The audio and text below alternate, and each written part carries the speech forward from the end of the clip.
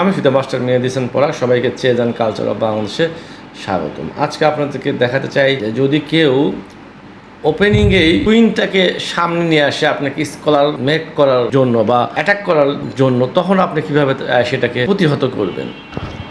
তো আমরা স্টার্ট করি E4, E5, queen H5। In fact এটা যদি আপনি না জানেন তাহলে কিন্তু আপনি স্কলার মেট হয়ে যেতে পারেন। সাপোজ আপনি খেললেন এখানে G6, mistake already because of queen takes E5, queen E7 চাললে দেন কুইন টেক্স H8। যেহেতু E5 এর পনটা আন্ডার অ্যাটাক, এখানে নাইট C6 আসতে হবে, দেন বিশপ C4। এটাই হলো হোয়াইটের মেইন আইডিয়া যে স্কলার মেট করার একটা। এখানে যদি আপনি ভুল করে চালেন knight F6 then queen takes F7 is checkmate. এইসব অ্যাটাক থেকে রক্ষা পাওয়ার জন্য আপনাকে কিছু নিয়ম অনুসরণ করে খেলতে হবে। প্রথম যে রুলসটা আমি আপনাকে বলতে চাই, অ্যাক্টিভ ইওর মাইনর পিস কোনগুলা, বিশপ এবং নাইট। আপনি দেখতে পাচ্ছেন যে আমি ইন্ডিকেট করে রেখেছি। সো যদি আপনার অপোনেন্ট কুইনকে সামনে নিয়ে আসে খেলার শুরুতেই স্কলার মেট করতে বা অন্য কিছু অ্যাটাক করার জন্য, সেক্ষেত্রে আপনার কী করতে হবে, আপনার যে মাইনর পিস সেগুলোকে ডেভেলপ করতে হবে যতটা ফাস্ট সম্ভব।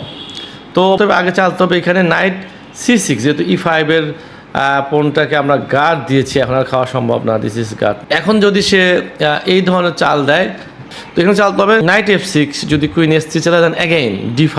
Y D5? বিকজ এখন কিন্তু আবার কুইনটাকে এই যে আন্ডার অ্যাটাকে রেখেছি আমরা। সো যদি কুইন F3 চালে দেন অ্যাগেইন বিশপ G4। দেখেন পজিশনটা অলরেডি কিন্তু কালোর 3টা পিস অ্যাক্টিভ হয়ে গেছে, ওর কিন্তু একটা মাত্র পিস, এবং আমাদের কিন্তু এই ধরনের থ্রেট এখনো আছে। যে চালটা সবচেয়ে বেশি খেলা হয়ে থাকে এখানে খেলা যে বিশপ C4।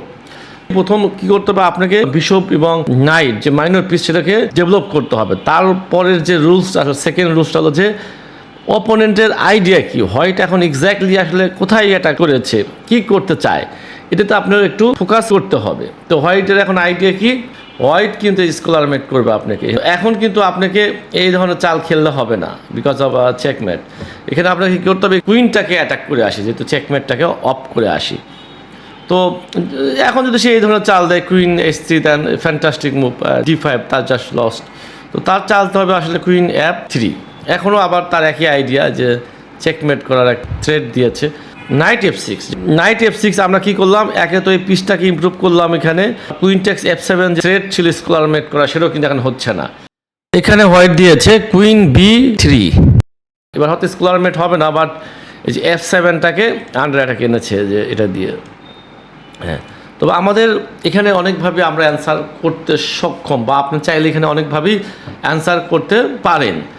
যারা খুব বেশি অ্যামেচার প্লেয়ার তাদেরকে আমি সাজেস্ট করবো জাস্ট প্লে কুইন E7, এটাকে গার্ড দিয়ে ফেললাম। So then followed by bishop here G7 and castling, then followed by knight here D4।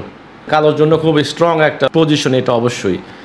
আর যদি আপনি ইন্টারমিডিয়েট লেভেলের খেলোয়াড় হয়ে থাকেন, ক্যালকুলেট করতে সক্ষম 2 থেকে 3 চাল, সেক্ষেত্রে আপনি কাউন্টার অ্যাটাক করতে হবে অপোনেন্টকে। নাইট D4, কুইনটাকে অ্যাটাক করলাম এবং এটাও কিন্তু আন্ডার অ্যাটাকে নিয়ে আসলাম। তো এখন তার সবচেয়ে বেস্ট মুভ কিন্তু বিশপ টেক্স F7। কিপ কুল, কী করতে হবে, কিং E7। তো এখন এই বিশপটাও কিন্তু আন্ডার অ্যাটাক, কিং দিয়ে আমরা খেয়ে দেবো এবং কুইনটাও কিন্তু ধরা। সে যদি এই ধরনের চাল দেয় তাহলে তো আমরা বিশপটা খেয়ে দিলাম, শেষ, উইনিং। আর যদি কুইন C4 আসে, যে বিশপটাকে এনিহাও সে গার্ড দিয়ে রাখতে চায়, এক্সেলেন্ট একটা মুভ আছে আমাদের B5। এখন তার কিছুতেই এই বিষয়টাকে গার্ড রাখা সম্ভব হচ্ছে না তার পক্ষে। আর বেশি lost is winning. Night F6 এর পরে G4, G5 and followed by queen takes F7 is a checkmate. এই জন্য আমাদের কি করতে হবে, কাউন্টার অ্যাটাক করতে হবে। সো নাইট D4 এই যে again queen on under attack and এইটাও আন্ডার অ্যাটাক। সো এইটা এই পন এবং এই পন একসাথে গার্ড দেওয়া সম্ভব না। আর যদি সে এই ধরনের চাল দেয় D3, অ্যাগেইন আমরা খেলতে পারি আসলে নাইট D4। এটাও কিন্তু strong position. Now followed by bishop G7 castling, কালোর জন্য খুব ভালো পজিশন।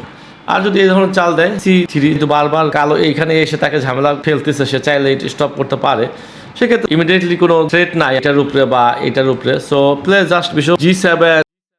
আপনি কিন্তু চাইলে ইনফ্যাক্ট এইখান থেকেই হোয়াইটকে কাউন্টার অ্যাটাক করতে সক্ষম আসলে। তো আপনি নাইট C6 না খেলে ইমিডিয়েটলি আপনি খেলতে পারেন নাইট F6। ম্যাটেরিয়ালের চেয়ে কিন্তু পিস অ্যাক্টিভ রাখা, tempo gaining very important. White দিয়েছে এখানে কুইন টেক্স E5। হোয়াইট কিন্তু ম্যাটেরিয়ালের দিকে বেশি নজর দিচ্ছে পিস অ্যাক্টিভ করার চেয়ে। সো বিশপ E7, D3 চাললে just play knight C6। This queen is under attack, queen G3। তো আমরা যদি এখন পজিশনটা খেয়াল করে দেখি, হোয়াইট একটা আপ হয়েছে পন, বাট লুক এট দিস, কালোর কিন্তু সবগুলো পিস অ্যাক্টিভ এবং কুইনটা কিন্তু অত ভালো জায়গায় নাই। তো knight D4, knight takes C2 threat. সে যদি চাল এই ধরনের চাল নাইট A3, তাও তো immediately game loss. Bishop takes A3, এটা খেয়ে দিলে this is winning, of course winning. After knight D4, যদি হোয়াইট যদি কিং D1-এ এসে C2 পনটাকে গার্ড দেয়, তো আমাদের চালতে হবে তখন D5, যেহেতু কিং এখনও সেন্টারে আছে। যদি এই ধরনের খেয়ে দেয় queen takes G7, then play simply চাল রুক G8, কুইন S6 আসলে and takes DE4, so is winning.